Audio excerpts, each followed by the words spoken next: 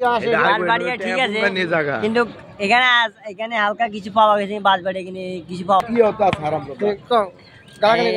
আপনি কক্সবাজার আসি আমরা আজকে সকাল ভোরে 4টা দিয়ে আসি। আসার পরে আমরা 6টা থেকে 5:40 এখানে আসি। আসার পরে আমরা সাগরে ঢেউটা দেখলাম। সাগরতে ঢেউটা দেখার পরে অনেক সৌন্দর্য লাগে, অনেক ভালো লাগছে। কিন্তু আমাদের বাঁশবাড়িয়াতে এরকম আছে, ঢেউ আছে, কিন্তু বাঁশবাড়িয়াতে অনেক কিছু নাই। আর এখানে অনেক কিছু পাওয়া গেছে, ঘোড়া পাওয়া গেছে, কাঁকড়া পাওয়া গেছে, আবার জিপ গাড়ি পাওয়া গেছে আবার।